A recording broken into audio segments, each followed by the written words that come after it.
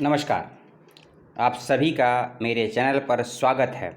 और आज का वीडियो, जैसे कि कल ही मैंने इंट्रोडक्शनी वीडियो में बताया था 16 सेकंड में, कि एक वीडियो आपको मिलेगा अजीम प्रेमजी फाउंडेशन में जॉब के लिए कैसे करते हैं अप्लाई। जॉब का मतलब स्कूल टीचर की जॉब के लिए या फिर स्कूल टीचर के साथ साथ रिसोर्सेज पर्सन की जॉब के लिए कैसे करते हैं अप्लाई। ठीक है, तो पूर्व के बहुत से वीडियो आपने देखे और पसंद भी किए। उम्मीद करता हूँ इसका वीडियो भी आज जो आपको मिल रहा है ये भी देखेंगे, क्योंकि वीडियो में तो आपने मेरे बहुत से वीडियो देखे हैं, लेकिन आज ऑडियो फॉर्म में आप मेरा पहला वीडियो देखिएगा। जी हाँ, ऑडियो फॉर्म में पहला वीडियो है। कोई समस्या है, सुझाव मेरे लिए है, आपकी कोई समस्या है और मेरे लिए कोई सुझाव हो तो ज़रूर से ज़रूर बताइएगा, कमेंट बॉक्स में दीजिएगा, इस बात का ध्यान रखिएगा। तो हम चलते हैं अब स्क्रीन पर और चलते हैं पूरे वीडियो के साथ साथ एप्लीकेशन फॉर्म को भरने के लिए होते हैं तैयार। सबसे पहले आपको क्या करना है उसके लिए ध्यान रखिएगा। अजीम प्रेमजी फाउंडेशन की वेबसाइट को सर्च करना है। गूगल में लिखिएगा अजीम प्रेमजी फाउंडेशन, सर्च कर लेंगे। उसके बाद जो पहला लिंक आएगा, वेबसाइट का नाम है www.ajimpremjifoundation.org। इस पर क्लिक करेंगे तो इस प्रकार की स्क्रीन आपके समक्ष आएगी। ठीक है, कुछ नहीं करना है, ऊपर नीचे कहीं नहीं जाना है आपको। ये 3 डॉट दिख रही हैं छोटी सी, इस पर क्लिक कीजिएगा। बहुत से ऑप्शन आएंगे, कंफ्यूज मत। और हाँ, एक बात का ध्यान रखिएगा, ये अजीम प्रेमजी देखिए यूनिवर्सिटी है। आपको अजीम प्रेमजी यूनिवर्सिटी के लिए अप्लाई नहीं करना है, आपको अजीम प्रेमजी फाउंडेशन के लिए अप्लाई करना है। ठीक है, यूनिवर्सिटी के विषय में बाद में बात करेंगे कभी। आज हम बात करेंगे अजीम प्रेमजी फाउंडेशन में जो आई हैं स्कूल टीचर और रिसोर्सेज पर्सन की जॉब को लेकर। करियर का ऑप्शन है, देखिए यहाँ करियर के ऑप्शन में भी 3 ऑप्शन है, अपॉर्चुनिटी, फेलोशिप एंड एसोसिएट। आपके जो काम का ऑप्शन है वह है अपॉर्चुनिटी। फेलोशिप और एसोसिएट के विषय में यूनिवर्सिटी के लेवल का मामला है, इसके लिए बाद में बात करेंगे, लगभग जून के महीने में। क्योंकि जून के महीने में अजीम प्रेमजी यूनिवर्सिटी के थ्रू भी आप सेंट्रल यूनिवर्सिटी में पढ़ा सकते हैं, शिक्षा ले सकते हैं। उसके विषय में जब पोस्ट आएंगी उस पर बात करेंगे। आज हम बात करेंगे केवल फाउंडेशन में जॉब के लिए। ये अपॉर्चुनिटी का ऑप्शन है, इस पर क्लिक किया आपने, कुछ सेकंड का वेट कीजिएगा, फिर आपके सामने ये देखो पेज खुलेगा। अब आपको क्या करना, अब आपको नीचे जाना पड़ेगा। थोड़ा ड्रैग कीजिएगा आराम से। मेरी ऑडियो कैसी आ रही है मुझे बताइएगा, क्योंकि मेरा चेहरा तो आपको दिख नहीं रहा है। मेरी ऑडियो की जो क्वालिटी मुझे बताइएगा। अब हम क्लिक करेंगे जिस जॉब के लिए आपको अप्लाई करना है। 2 है, देखिए, स्कूल टीचर साफ साफ लिखा हुआ है, स्कूल टीचर और रिसोर्सेज पर्सन। और नीचे का ऑप्शन है कि इस संस्था में स्कूल टीचर हो या रिसोर्सेज पर्सन, इसका सिलेक्शन का प्रोसेस क्या क्या होता है। यदि जानना चाहते हैं तो इस पर क्लिक करके पढ़ लीजिएगा, आपको पता लग जाएगा। ठीक है, नहीं तो इसको लेकर भी एक अलग से वीडियो में डिटेल में बनाऊंगा नए सत्र के लिए। इस पर क्लिक कर देंगे हम रिसोर्सेज पर्सन पे। क्लिक करने के बाद में फिर कुछ सेकंड का वेट कीजिएगा, 2 से 5 सेकंड का नई विंडो खुलेगी। अब ये जो ऊपर दिया है एट और field institute we are looking resources person who can work, इसको आप पढ़ लीजिएगा, समझ लीजिएगा। समझने में दिक्कत हो तो संस्थान से आप मुझसे कंसल्ट कर लीजिए। अब देखिए, ये पहला पॉइंट दिया है कि building of teachers, head teachers, resources person, educator function, educational functional. In 4 points को ज़रूर ध्यान रखिएगा। Learning through workshop and approach of teaching, यानी कि और सेमिनार, वर्कशॉप, फॉर्मूलाज, क्या क्या टूल्स हैं, इसको लेकर ज़रूर चीज़ों को समझ लीजिएगा। यदि आप टीचर्स एजुकेटर के साथ साथ रिसोर्सेज पर्सन के लिए भी अप्लाई कर रहे हैं, क्योंकि टीचर एजुकेटर का नाम बदल दिया गया है या उसको प्रमोट कर दिया गया है रिसोर्सेज पर्सन के लिए। इन सबको पढ़ने के बाद ये प्रोफेशनली कोर्स है, तो कुछ प्रोफेशनली चीज़ों के अंतर्गत आप में कुछ एक्स्ट्रा क्वालिफिकेशन यदि है एजुकेशन की, टेक्नोलॉजी की, कम्युनिकेशन की, तो आपके लिए बहुत बेटर। इन सबको पढ़ लीजिएगा, समझ लीजिएगा। अब नीचे का ऑप्शन आएगा, देखिए ये 5 दिया हुआ है। क्या दिया है, टोटल 5 अपॉर्चुनिटीज़ फाउंड, यानी कि 5 स्टेट्स में निकली हैं इस रिसोर्सेज पर्सन के लिए अप्लाई कर सकते हैं। ये जो 3 ऑप्शन दिख रहे हैं ना, home, candidate login, employ login, ये मैं आपको वीडियो के लास्ट में बताऊंगा कि इनका यूज़ आपको कैसे करना है और कौन करेगा, कौन नहीं करेगा, कौन करेगा, इस बात का ध्यान रखिएगा। तो जो सबसे पहला ऑप्शन है हम उस पर क्लिक करेंगे, क्योंकि ये सबसे लेटेस्ट दिखा रहा है। देखिए ना, ये 26 फरवरी है, 26 फरवरी है ना, 26 फरवरी है। लेकिन हम सबसे जो लास्ट वाला है, जो लेटेस्ट आया है, उस पर क्लिक करेंगे। 3 अप्रैल वाला ऑप्शन, 3 अप्रैल पर हमने क्लिक कर दिया। क्लिक करने के बाद में देखिए रिसोर्सेज पर्सन कर्नाटका। ठीक है, इस पर क्लिक करेंगे, पढ़ लेंगे चीज़ों को। अब ये देखिए ऑप्शन है एक्सपीरियंस का। एक्सपीरियंस हो या ना हो ये ज़रूरी नहीं है, अगर है तो अच्छी बात है, लेकिन ये मैंडेटरी रूप से नहीं मांगा गया है, इस बात का भी ध्यान रखिएगा। हम अप्लाई पे क्लिक कर देंगे। अप्लाई करने के बाद में ये सबमिट नहीं करना है आपको। ठीक है, थोड़ा वेट कीजिएगा, पेज खुलेगा। अगर पेज खुलने में दिक्कत होती है अप्लाई का, थोड़ा बैक जाइएगा। ठीक है, बैक जाएंगे, पुनः जाइए। अब देखिए ये फॉर्म आ गया, अभी नहीं आया, विंडो बता रहा है। फिर से इसको करिएगा, हम बैक जाएंगे और अप्लाई पे क्लिक करेंगे। अप्लाई पे करने के बाद में जितनी बार भी जब तक फॉर्म नहीं आएगा आपको बैक जाना है, क्लिक करना है जब तक फॉर्म नहीं, ये फॉर्म खुला है आपके सामने, ठीक है। रिसोर्स टीचर स्कूल टीचर के लिए अप्लाई करेंगे आप या फिर रिसोर्सेज पर्सन के लिए, ठीक है। दोनों का फॉर्म एक ही है, बस आपको पोजीशन ऑफ द पोस्ट को चेंज कर देना है, बाकी सब प्रोसेस सेम है, ठीक है।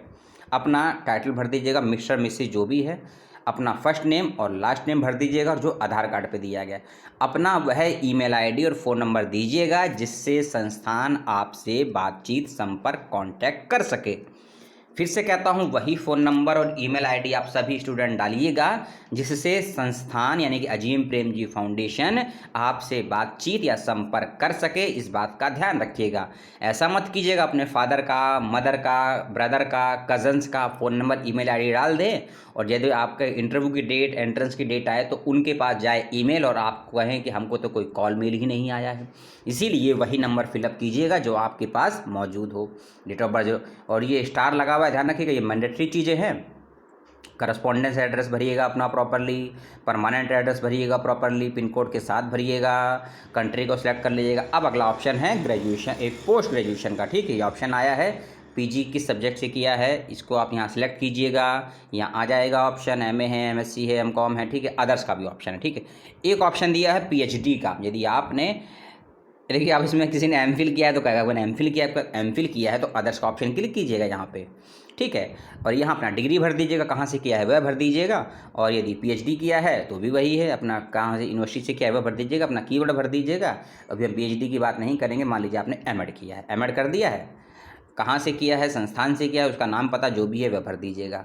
किस सब्जेक्ट से किया है उसको फिलअप कर दीजिएगा, किस सब्जेक्ट है, रेगुलर है या डिस्टेंस से है, ये मोड ऑफ एजुकेशन है, ये दो ऑप्शन आएंगे आपके समक्ष मोड ऑफ एजुकेशन का, उस पर भर दीजिएगा। आपने परसेंटेज में प्राप्त किया है या फिर आपको सीजीपीए मिला है, जो भी मिला है उसको मार्कशीट में देख के भर दीजिएगा, कब किया है पास। अब यहाँ एक समस्या आएगी, 60 से तो ऑप्शन है, ठीक है, इनके 70 साल तक के व्यक्ति अप्लाई कर सकते हैं।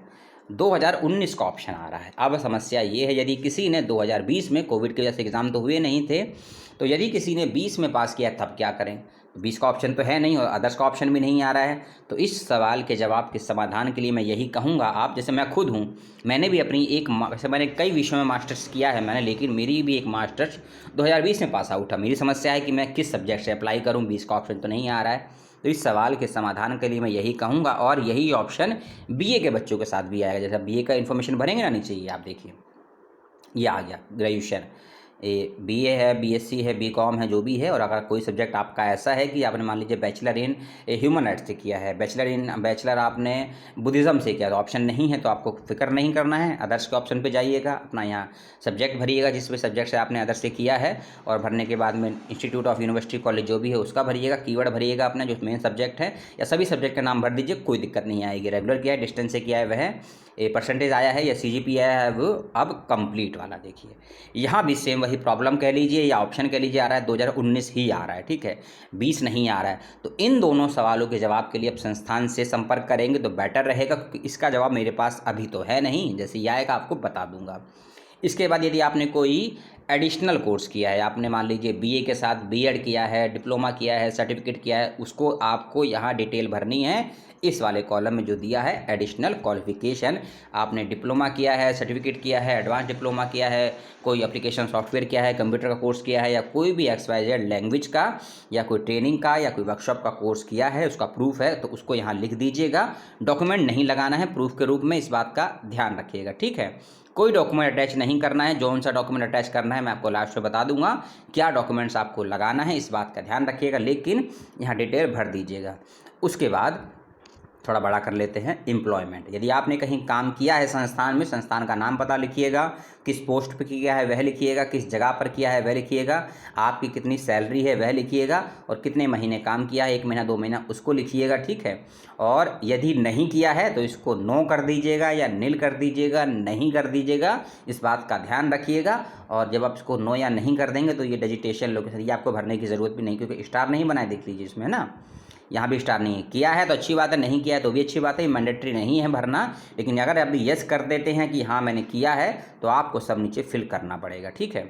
और उसके बाद ये नोटिस पीरियड का ऑप्शन है, ये कोई एडिशनल कोई काम किया है, अगर कोई कहीं टीचिंग दिया है, कहीं कॉन्ट्रैक्ट पर पढ़ाया है तो उसके डिटेल में, ठीक है। अब ये स्टार दिया हुआ है नीचे, ये क्यों दिया हुआ है?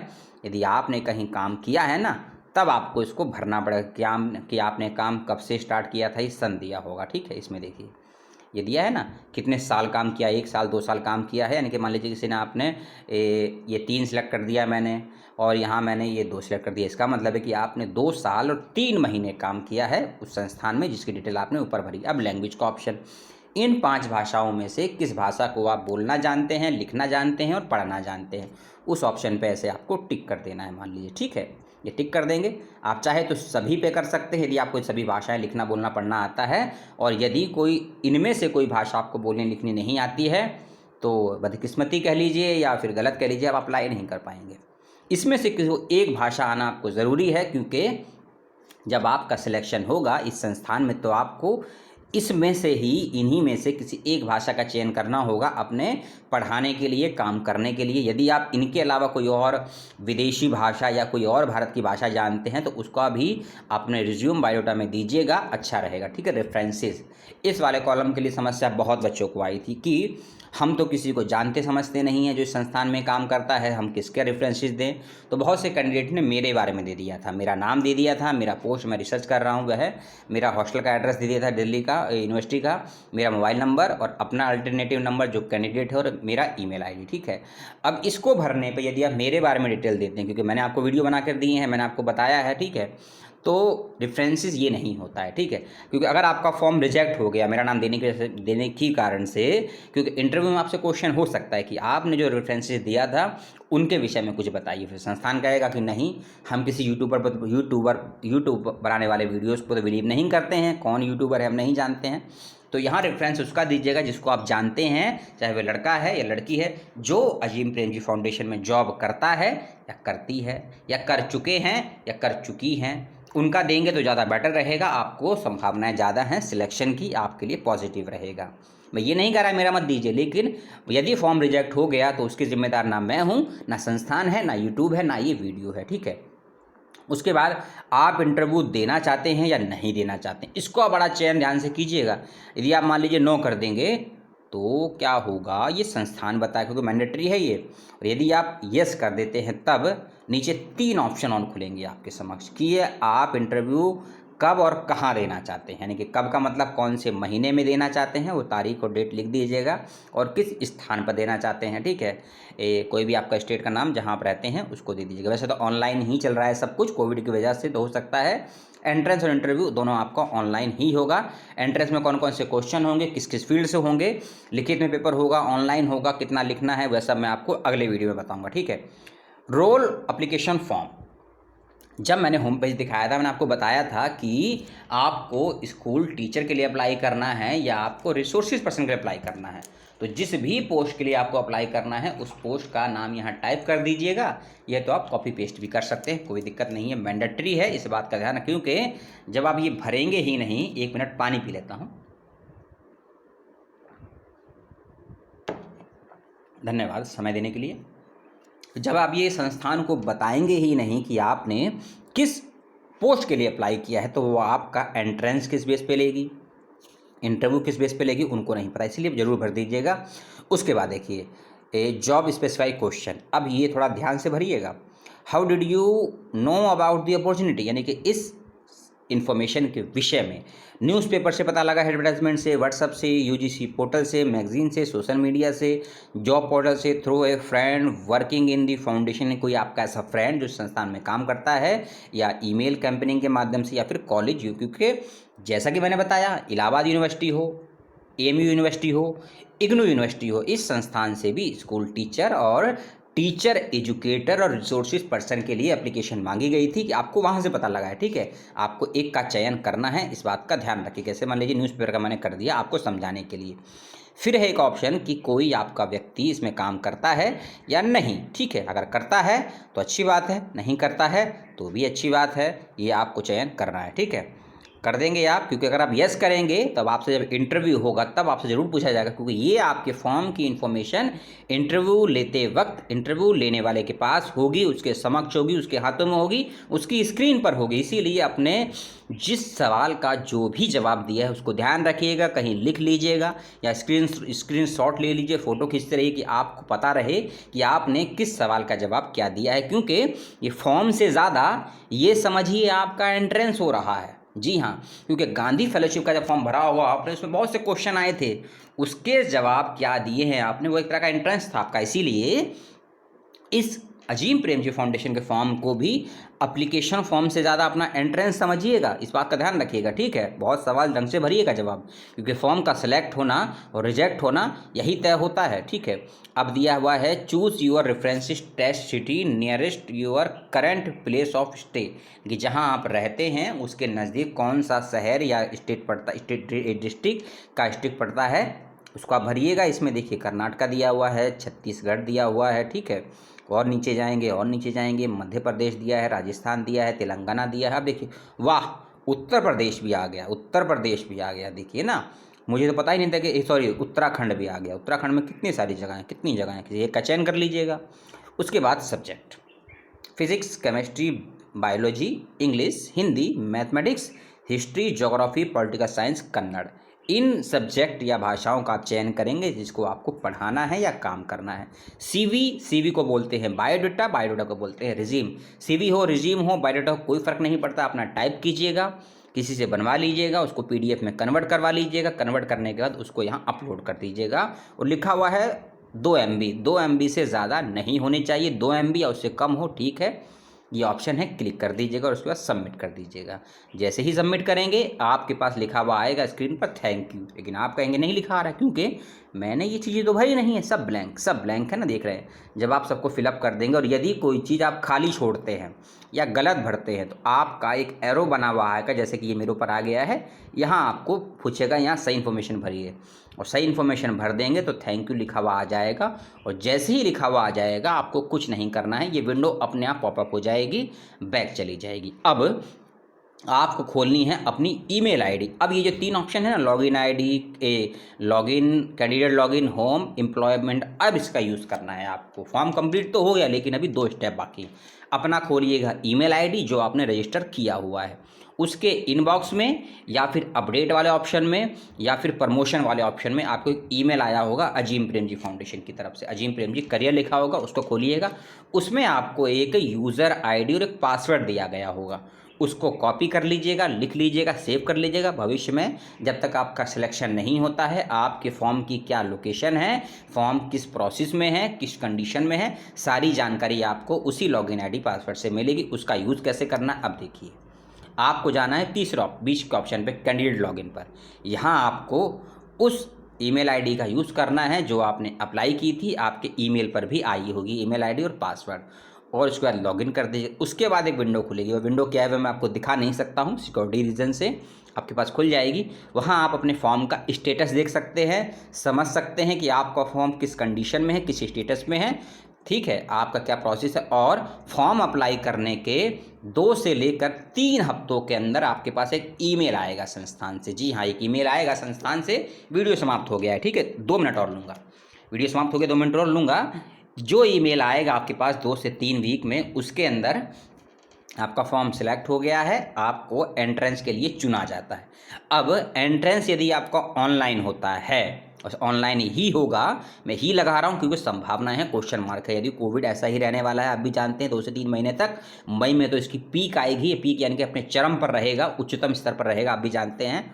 तो इस कंडीशन में ऑनलाइन माध्यम से इंटरव्यू होगा और आप अपने घर से, फ़ोन से, लैपटॉप से, डेस्कटॉप से इसको दे सकते हैं। अगर ईमानदारी से देंगे तो सिलेक्शन ईमानदारी से होगा, क्योंकि हम लोग सोचते हैं कि फ़ोन पर कैमरे के सामने बैठकर इंटरव्यू देना है, कौन देख रहा है, लेकिन अगर किसी ने देख लिया तो कंप्लेंट हो गई तो। इसीलिए अपने को समझदार, दूसरे को बेवकूफ़ समझने की गलती कभी मत कीजिएगा, बहुत पछताएंगे आप। जो बड़े बड़े विद्वान, बड़े बड़े इतिहासकार, बड़े बड़े दार्शनिकों ने इससे भुगता है, अपने आप को भुगतभोगी भी है, हम किताबों में उनको पढ़ते भी हैं, ठीक है, इस बात का ध्यान रखिएगा, चीटिंग मत करिएगा। क्योंकि आपको एक ईमेल आईडी पर आपको गूगल फॉर्म का लिंक, यूट्यूब का लिंक, गूगल फॉर्म का लिंक, स्काइप का लिंक, जूम का लिंक या गूगल मीट का लिंक या फिर और किसी स्काई वेब है इसका लिंक मिलेगा, जिस पे ऑनलाइन माध्यम से आप पेपर देंगे।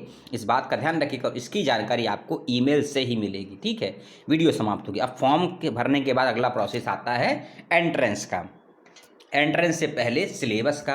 अब अगला एक और वीडियो मिलेगा आपको, मेरे वीडियो और ऑडियो, वीडियो तो नहीं मिलेगा, ऑडियो ही मिलेगा कि एंट्रेंस का सिलेबस क्या क्या होता है या किस किस फील्ड से क्वेश्चन आ सकते हैं या आए हैं, उसकी बात करेंगे।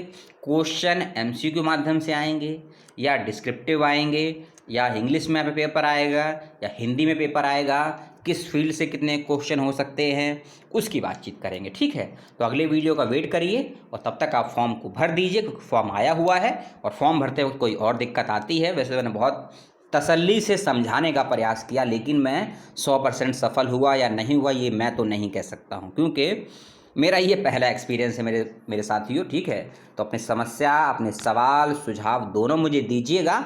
अगले वीडियो का वेट कीजिए, बहुत जल्द आपसे मिलते हैं। तब तक के लिए जय हिंद, जय भारत। और आप सब अपना कोविड से बचाव रखिए, अपनों के साथ रहिए, किताबों के साथ रहिए और मेहनत करते रहिए। जय हिंद, जय भारत, सलाम।